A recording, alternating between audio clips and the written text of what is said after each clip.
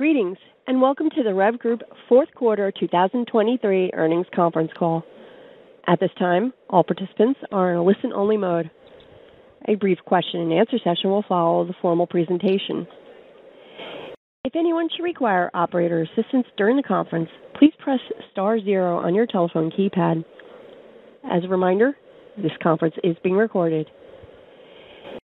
It is now my pleasure to introduce your host, Drew Conop, Vice President, Investor Relations. Thank you, sir. You may begin. Good morning, and thanks for joining us. Earlier today, we issued our fourth quarter and full year fiscal 2023 results. A copy of the release is available on our website at investors.revgroup.com. Today's call is being webcast, and a slide presentation, which includes a reconciliation of non-GAAP to GAAP financial measures, is available on our website. Please refer now to slide 2 of that presentation. Our remarks and answers will include forward-looking statements, which are subject to risks that could cause actual results to differ from those expressed or implied by such forward-looking statements. These risks include, among others, matters that we've described in our Form 8-K filed with the SEC earlier today and other filings that we make with the SEC. We disclaim any obligation to update these forward-looking statements, which may not be updated until our next quarterly earnings conference call, if at all. All references on this call to a quarter or year are to our fiscal quarter or fiscal year, unless otherwise stated. Joining me on the call today is our President and CEO, Mark Skonechny. Please turn to slide 3, and I'll turn the call over to Mark. Thank you, Drew, and good morning to everyone joining us on today's call. This morning, I'll provide an overview of the year's commercial, operational, and strategic achievements, including full-year financial highlights and our consolidated fourth quarter performance. I will then go over the detailed segment financials. First off, I would like to thank our employees for their hard work and dedication over the past year. Their commitment to the initiatives we have enacted to improve operations and our financial performance are apparent in the results we reported earlier today. Throughout the year, we delivered year-over-year and sequential improvements that resulted in a 6-year high in full-year adjusted EBITDA, and I want to recognize the individuals in our manufacturing facilities that are getting the job done on a daily basis. Municipal end markets remain robust, and we exited the year with a record $4.5 billion backlog, driven by strength in the fire and emergency segment. Elevated demand for both fire apparatus and ambulance resulted in a quarterly order intake record within fiscal 2023 for each of the fire and the ambulance groups. While demand for units has remained above historic trends for each of these businesses, backlog revenue has also benefited from pricing actions put in place over the past 2 years. We believe improved execution, higher selling prices, and the reliability of our $3.6 billion F&E backlog, which is largely municipal tax-based, positions us well for 2024. Fiscal 2023 demonstrated the success of pricing actions across the REV portfolio. As we have noted in past calls, the recreation and commercial segments were the first to enjoy pricing tailwinds within fiscal 2022 and early into fiscal 2023. The recreation segment benefited from increased industry pricing, strong market reception of our new product introductions, and a relatively low 2023 model year lot inventory entering the year, which allowed this segment to manage through a challenging market as we exited 2023. In the commercial segment, limited backlogs for school bus, terminal truck, and street sweepers emerging from COVID, combined with a short production cycle, allowed the businesses to realize the benefits of previously enacted price increases within 2023. Improved efficiencies and volume leverage also contributed to strong margin performance in the commercial and recreation segments. Within the fire and emergency segment, increased production rates and shipments from the ambulance group result in improved price realization in fiscal 2023. We expect fire group shipments to begin experiencing similar tailwinds in the second half of fiscal 2024. Within the year, we invested in our workforce by implementing gain-sharing programs to an expanded group of businesses, making targeted pay scale adjustments, and adding headcount to support increased production rates at many of our plants. To support the success of these investments in our people, the human resources and local management teams have worked to improve recruiting and expand training programs designed to more effectively onboard workers while minimizing inefficiencies. Managers across the enterprise have shared best practices for developing the required skills in new hires. These efforts contributed to a reduction of voluntary turnover in all segments and a 23% reduction in turnover for the REV Group in total. We will continue these training programs in fiscal 2024 and expect them to provide additional benefits to new hires, current employees, and REV bottom line through increased labor efficiencies and higher production rates.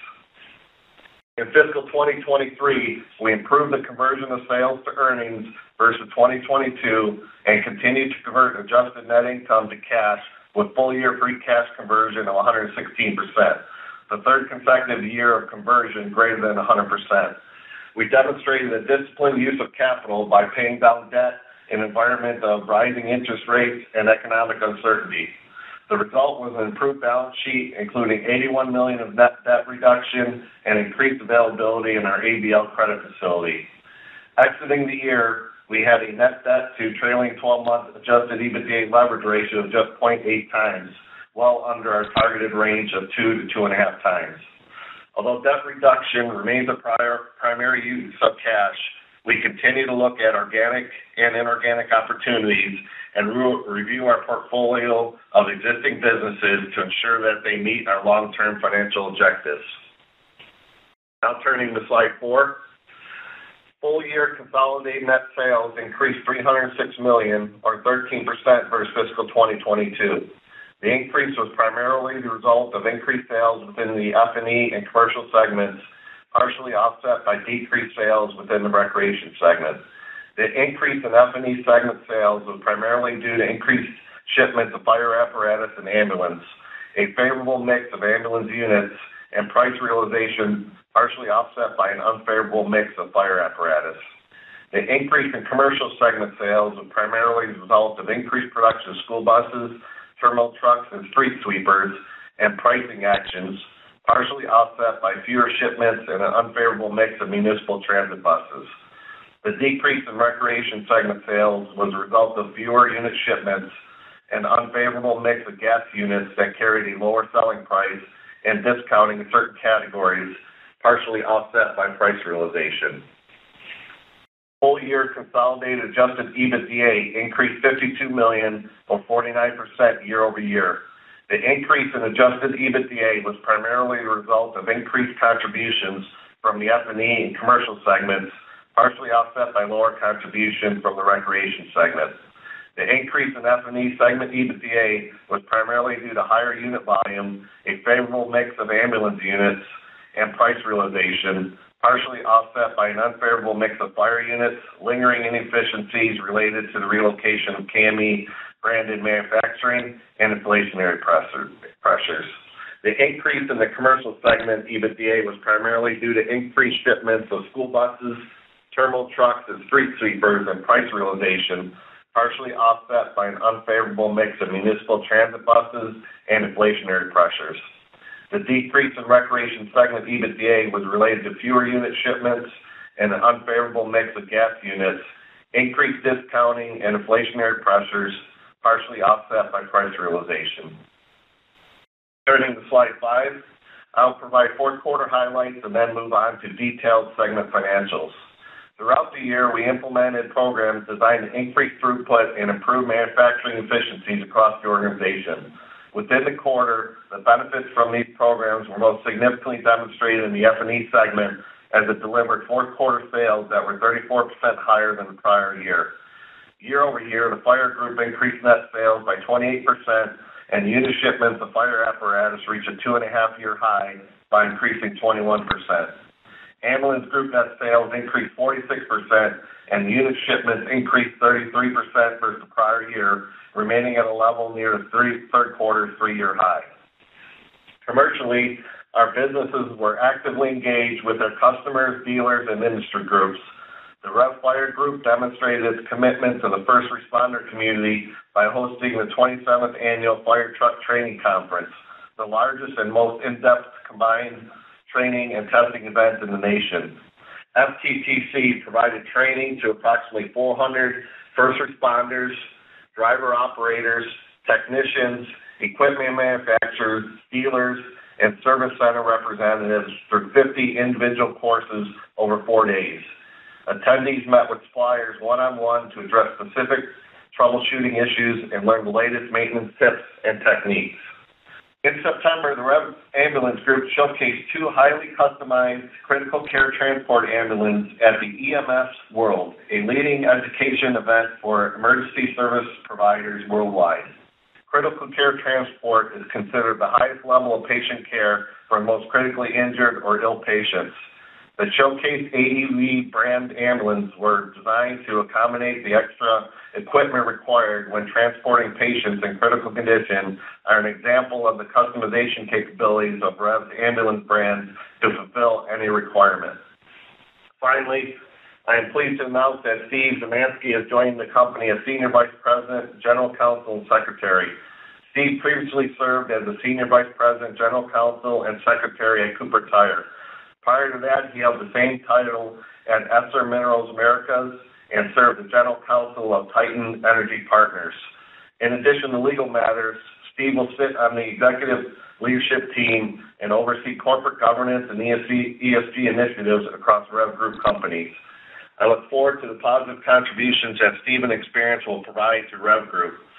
Steve will be working with Paul Robinson, our interim general counsel, to transition responsibilities through the first fiscal quarter.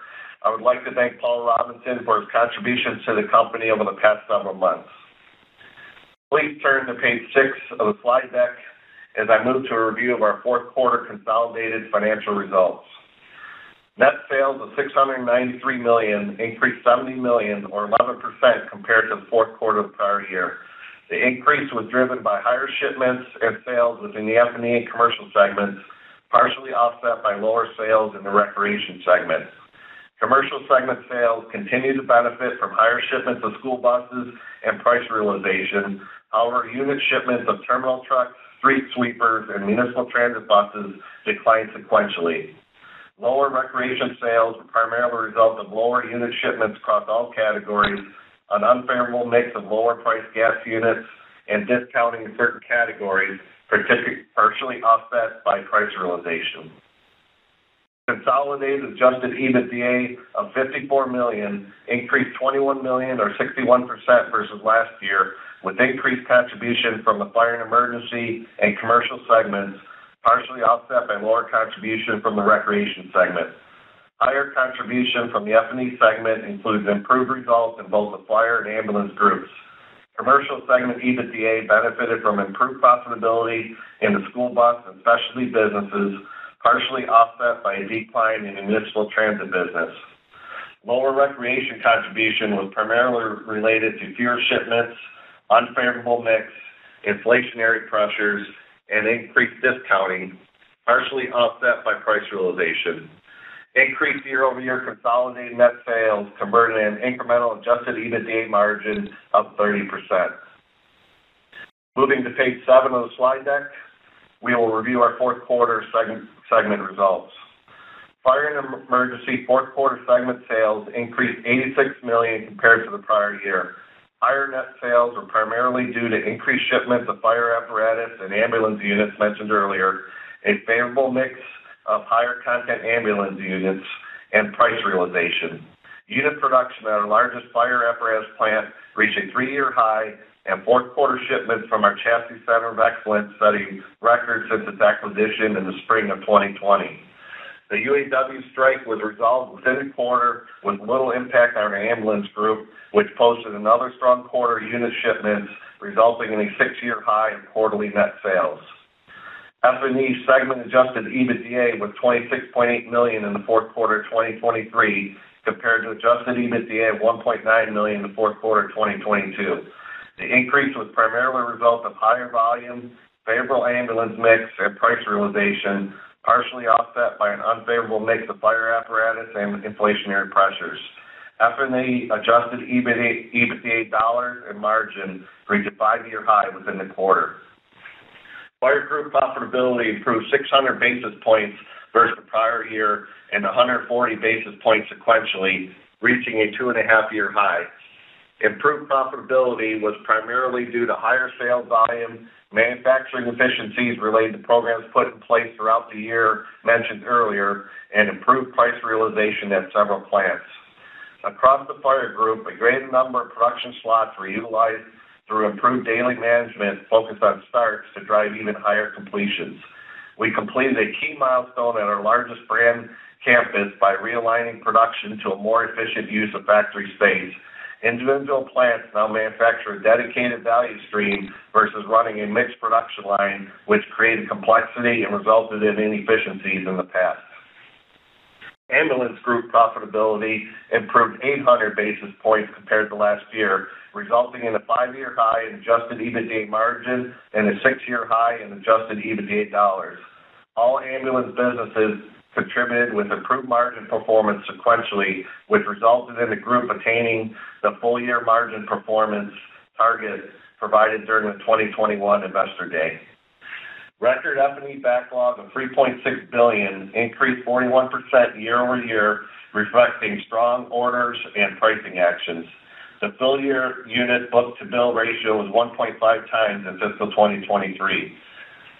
Throughput and unit production are expected to increase at a mid-single-digit rate within fiscal year 2024, while industry demand and inbound orders are expected to begin a normalization back to historic trends in both fire and emergency. As a result, we anticipate the book-to-bill ratio to be closer to 1 time in fiscal 2024. Increased throughput and price realization are expected to result in low double-digit percentage revenue growth in fiscal 2024 versus fiscal 2023. Volume leverage, continued efficiency improvements, and price realization are expected to result in a full-year incremental margin in the 35 to 40% range on the revenue increase.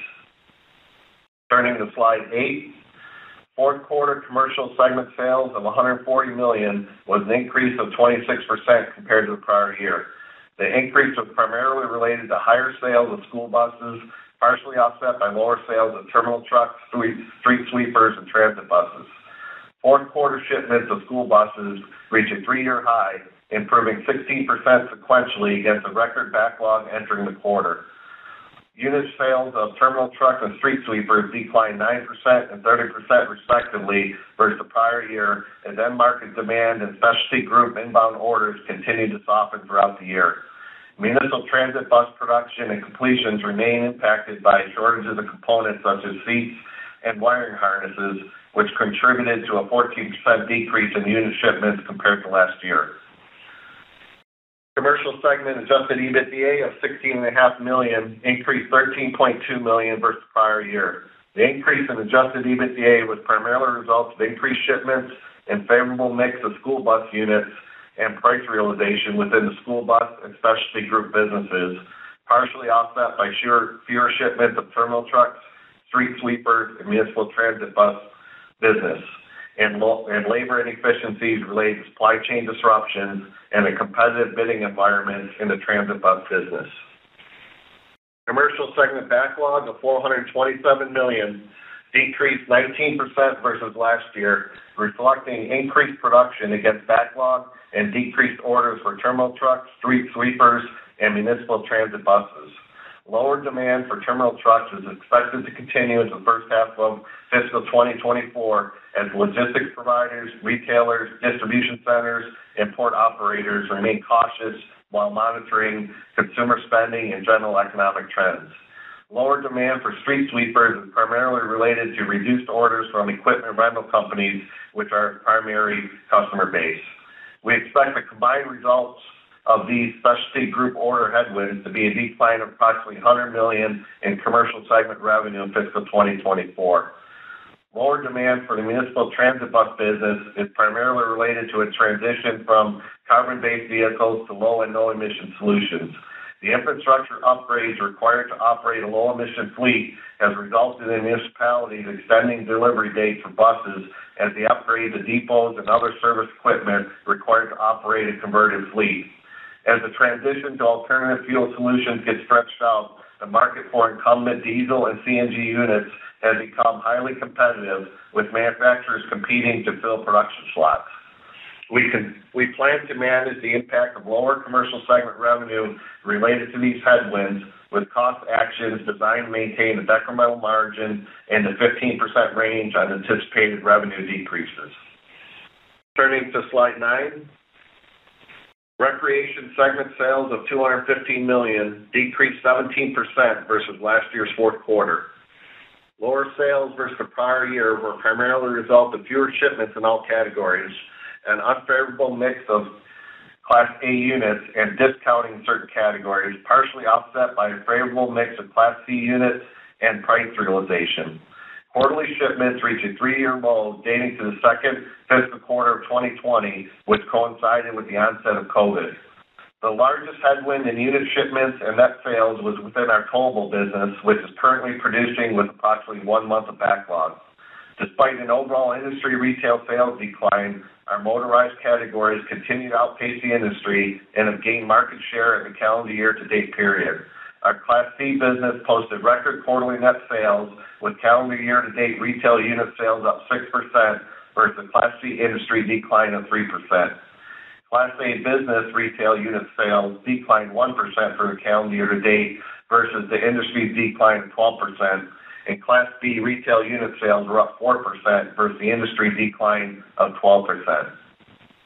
Recreation segment adjusted EBITDA of $19 million was a decrease of $16.2 million versus the prior year.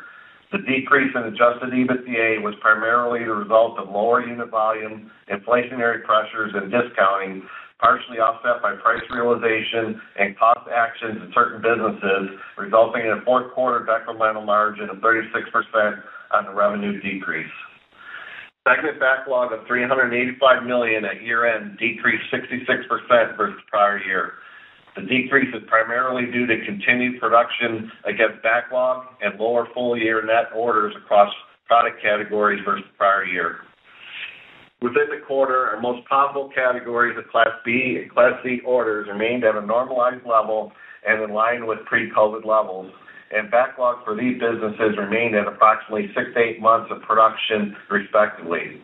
We expect fiscal 2024 full-year revenue to be down mid-single digits, reflecting continued mixed headwinds from Class A gas units that carry a lower average selling price, plus increased contribution from lower content units and new products and entry-level categories. As a result, full-year 2024 recreation segment adjusted EBITDA margin is expected to be in the high single digits. Turning to slide 10, trade working capital on October 31st, 2023 was $318.5 million, a decrease of $29.3 million compared to $347.8 million at the end of fiscal 2022. The decrease was primarily a result of increased accounts payable and customer advances, partially offset by an increase in accounts receivable and inventory. The increased inventory balance includes an increase of 40 million chassis and increased finished goods of 11 million related to timing the customer inspection and acceptance prior to delivery. Partially offsetting these increases was a decrease in raw materials, parts, and work in process, which we feel demonstrates the progress of operational initiatives aimed at improving manufacturing efficiencies. Full-year cash from operating activities was $126.5 million. We spent $13.1 million on capital expenditures within the fourth quarter and a total of $32.8 million for the full year, including organic CapEx investments for growth. As I mentioned earlier, full-year free cash flow of $93.7 million was 116% conversion of adjusted net income. Net debt as of October 31st was $128.7 million, including $21.3 million of cash on hand. We declared a quarterly cash dividend of 5 cents per share payable January 12th to shareholders of record on December 26th. At quarter's end, the company maintained ample liquidity for our strategic initiatives with approximately $384 million available under our ABL revolving credit facility. Turning to slide 11. We provide a 2024 fiscal full-year outlook, which builds upon the exit rate momentum within the fire and emergency segment. We expect continued throughput gains and strong incremental performance within F&E to offset headwinds from cyclical end market softness within the specialty group and recreation segment. Today's top-line guidance is $2.6 to $2.7 billion, or approximately flat revenue at the midpoint. Adjusted EBITDA guidance is $165 to $185 million, an increase of 12% at the midpoint. Given the seasonally soft first quarter, we expect the first quarter to be the trough of revenue and adjusted EBITDA margin with sequential improvement throughout the year. We expect first half consolidated revenue to be approximately 45% of the full year guidance, and first half consolidated adjusted EBITDA to be approximately 35% of the full year guidance. Adjusted net income is expected to be $82 to $99 million, and net income $71 to $90 million. Free cash flow is expected to be in the range of $70 to $85 million, reflecting a net reduction in customer advances related to increased throughput and lower intake of new deposits in the current interest rate environment, as well as a year-on-year increase of cash taxes paid. We anticipate a reduction in overall inventory to partially offset the impact of lower customer advances. Full-year capital expenditures is estimated to be in the range of $30 to $35 million, including organic growth investments in our businesses, as well as ERP upgrades in certain businesses. Maintenance CapEx remains in the range of $15 to $20 million per year. The expected interest expense range of $26 to $28 million is approximately flat year over year, which considers a seasonal use of cash in the first quarter that typically impacts the full-year average debt level, as well as higher interest rates on debt and customer advances versus the prior year. Thank you again for joining us on today's call. And with that, operator, we would now like to open the call up for questions. Thank you. We will now be conducting a question and answer session. If you would like to ask a question, please press star 1 on your telephone keypad. A confirmation tone will indicate your line is in the question queue. You may press star 2 if you would like to remove your question from the queue. For participants using speaker equipment, it may be necessary to pick up your handset before pressing the star keys. One moment, please, while we poll for questions. Thank you. Our first question comes from the line of Mig Dobre with Baird. Please proceed with your question. Morning, Thank you for taking a question. Good morning. I guess my first question on fire and emergency. Appreciate the context on how you're framing 2024. But as I understood it, you're looking at mid-single-digit unit production growth, maybe low double-digit revenue growth. I guess that implies somewhere in the mid-single-digit pricing year over year that you're recognizing. So maybe can you confirm that? And I'm sort of curious, as you're sort of looking at what's flowing out of your backlog, because you have quite a large backlog that's built up, are we to expect that pricing will then further accelerate or become a further tailwind as we think about fiscal 25 relative to 24? Thank you. Yeah, I think in my prepared remarks that you did the math correctly there, Meg. So you're correct. That is, I will confirm that the pricing that is the mid-single digits, like you're talking about there, mid to high single digits, and specifically in the 25, when you talk about the back half of 24, as I said in my prepared remarks, is when fire will start realizing the pricing that we have seen come through in ambulances. They've been quicker to execute their backlog, so we would expect similar type of increases as we exit 24 into 25. Great. And from a capacity standpoint, when you're kind of looking at both fire and ambulance, where are you now? Are you able to further increase production volume beyond fiscal 24, or will that require incremental investment of any sort? No, I think we can. We've done a lot of work, as we've talked about throughout the year, in increasing our throughput in existing facilities. And again, a lot of our locations are 410, so we have the ability to flex beyond that. So we feel good right now what we're doing from a production cadence and the ramp plans we have in 24, and then exiting, obviously, 24 into 25. I see. Your comment on incremental margins here in 35 to 40%, it sounds like you're getting that without maybe the full tailwind from pricing in fiscal 24.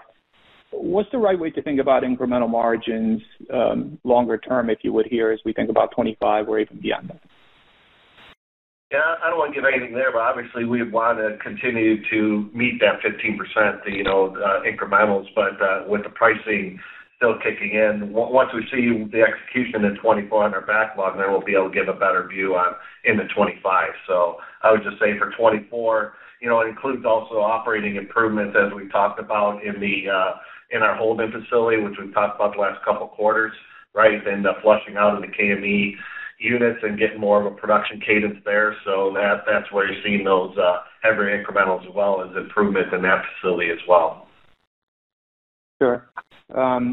Then last question for me. The balance sheet, as you pointed out, you made big progress in delevering. Your sub 1x net debt to EBITDA, and obviously EBITDA is going in the right direction here.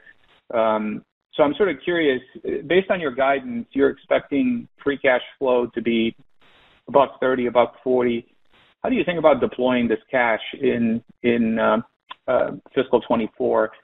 Do you think more towards shared buybacks, given where your stock is trading and valuation, or are you active in pursuing any sort of M&A deals? Thank you.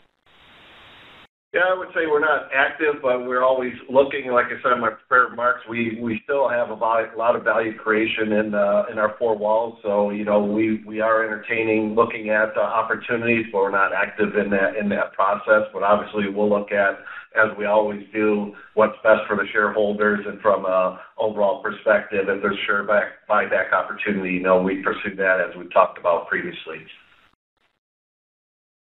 All right. Good luck. Thank you. Thanks, Nick. Thanks, Nick. As a reminder, if you would like to ask a question, press star 1 on your telephone keypad. Our next question comes from the line of Mike Shlisky with D.A. Davidson. Please proceed with your question. Yes, hello, good morning, and thanks for taking my questions. Hey, Mike. Hey there, guys. I want to touch first on the recreation segment. Obviously, there's been some downside in the last couple of quarters here. Things might still be challenged. But do you think you might be able to end fiscal 2024 on a positive note, with some easier comps, or just a lot of the issues that are facing the segment might eventually flush through by then? Or do you think you'll be down for essentially the entire year in the next fiscal year here? No, I think obviously the first half of the year, which we talked about in prayer March, was still a little bit of tailwind from the industry, and then the back half obviously had the slowing that we've been talking about. So as you exit 24, I think we get more normalized to what we saw in 23. The comps are more difficult in the first half of the year, and I think we'll be really able to judge that coming out of January here in our Tampa show, which is the largest RV show in the U.S. So we'll be able to see what the consumer and dealer appetite is coming out of Q1 here. So I think we'll have a better view exiting Q1 than we currently do in the market right now. Okay, great. I also want to follow up on some of your comments about street sweepers. It seems like elsewhere they haven't been calling out too many challenges in the street sweeper business, given infrastructure bill tailwinds and just generally positive government spending trends. I'm curious as to if you give some more detail as to what you're seeing there. Is there a certain part of the country, a certain size sweeper, et cetera, that might be reasons why for some reason your segment's just not working right there? Yeah, I think that more of it is the utilization. So like we talked about, we sell to a lot of rental houses, and what they've seen is a drop in utilization in the dealers that we use, as well as the operators. So again, it's one that we continue to follow. I think we are seeing increased quote activity, but we just haven't seen the improvement from an order fulfillment perspective. So I think that's a wait and see as well as we go exit the season here into the winter. So I think what we're seeing here is more of a normalization of that business coming off a historic high in 23, and the fact that we'll get back to where we used to be. We're building stock within the winter units, and then as spring kicks off, we start seeing the order intake pick up. So I think what we're seeing overall is a normalization in street sweeper and yard truck business, where we'll see a lull here in Q1, and then it'll pick up as the shows kick off in the springtime of the following year, which is the historic pattern that was that business previous to COVID. Outstanding. Maybe just one last one for me. On the Type A school buses, I was wondering if you could give us an update on the on the EV product, how that's been taking off, and order intake for that particular area. Thank you. So I think for the school bus business, we're seeing relatively low intake. I think we're meeting the requirements. It's still less than 100 when you look at our total Collins business that produces those. So it's not, those are accretive, those buses, but it's not a main driver of the results of our school bus business. Okay. Thanks so much. I'll pass it along. All right. Thanks, Mike. Thank you. Mr. Skonechny, we have no further questions at this time. I would like to turn the floor back over to you for closing comments. Yes, thank you, operator. So in closing, I would like to thank our entire team for their efforts throughout the past year, and I wish everyone on the call a safe and happy holiday season. So thank you again for joining us today. Ladies and gentlemen, this does conclude today's teleconference. You may disconnect your lines at this time. Thank you for your participation, and have a wonderful day.